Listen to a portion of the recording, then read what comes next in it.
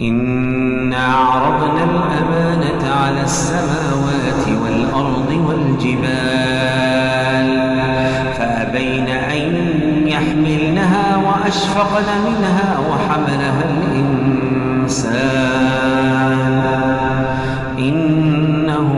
كان ظلوما جهولا ليعذب الله المنافقين والمنافقات والمشركين والمشركات ويتوب الله